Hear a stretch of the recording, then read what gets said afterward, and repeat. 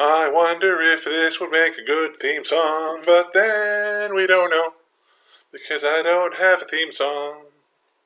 Well, not yet anyway. Na na na na na na na na. Thanks for watching my show.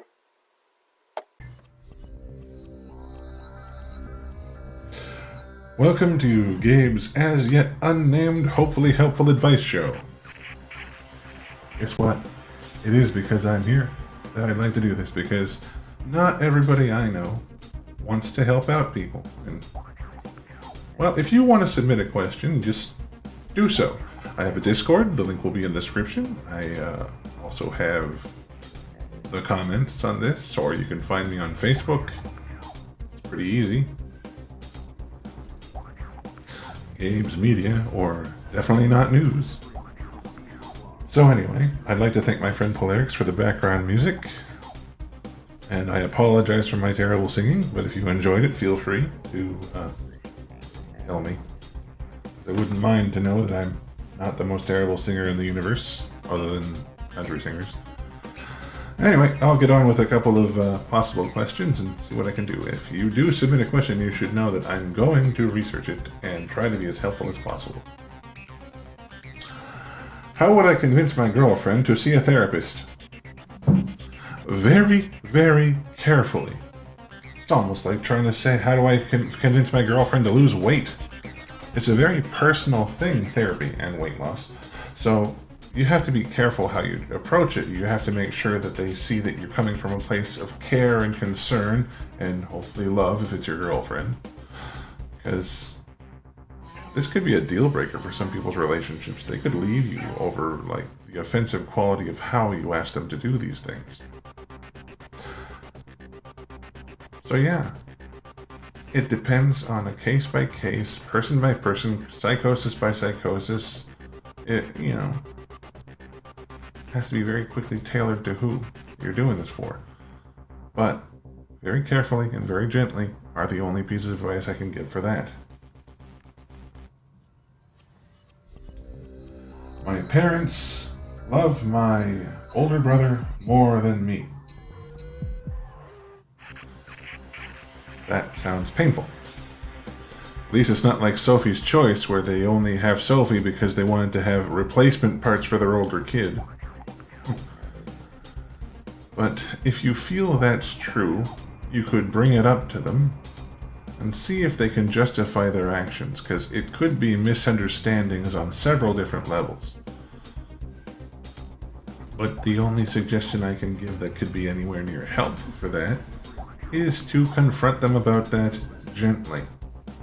Don't go screaming and crying like like a toddler would, because they won't hear the message, they'll just hear the delivery. Just sit them down and mention this with several points of backup. Hopefully recent ones. And of course a few very old ones, to make sure that you can say it's a continuing pattern. The point is to be prepared and then see if they can react in a way that's either beneficial or, hopefully helpful.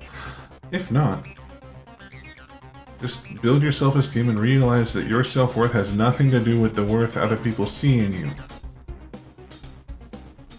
There's all kinds of people who have had awesome things happen to them in their lives that had nothing to do with the other people. Maybe you're going to be one of those people who can say you're literally self-made.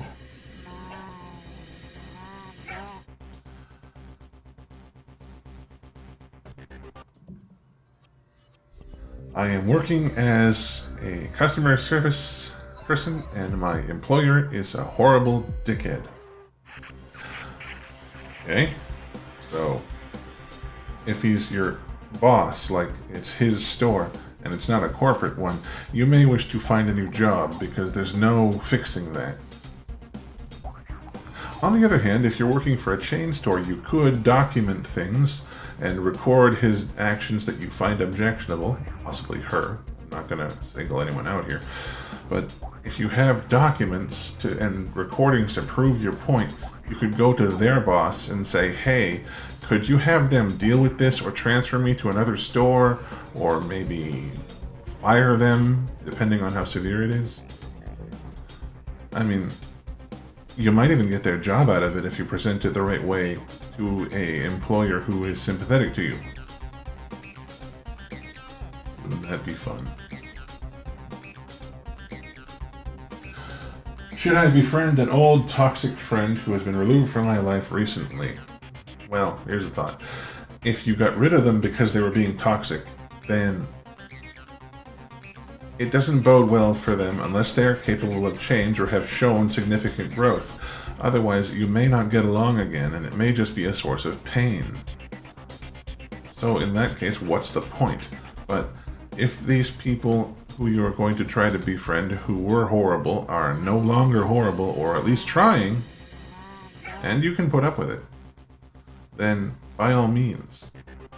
Because everyone deserves some forgiveness for most things.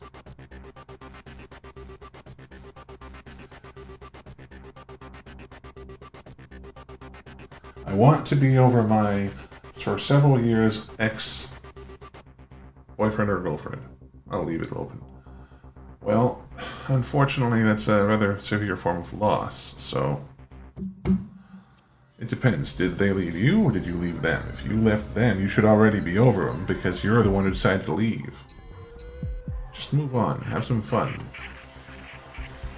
Allow yourself time to decompress, and then find someone who's worth your time. If they left you, it might be beneficial to know why.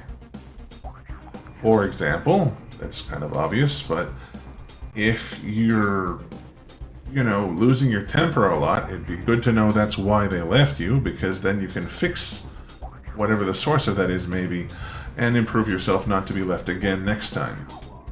In theory.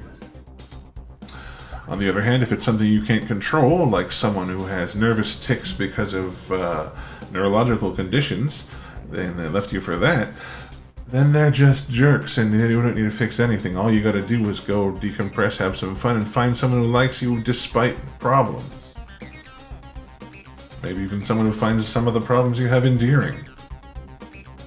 It really depends on the scenario, but all you have to do to get over someone, aside from getting over the pain, is to remember that you're worth more than they thought you were. And you can go find someone who can appreciate that. These were all the questions I could find for now. I'd really appreciate it if anyone wanted to submit questions. That way, I can have more questions to answer. And maybe be kind of helpful to someone. I'll make more of these when I find some more questions. But so far, thank you for watching.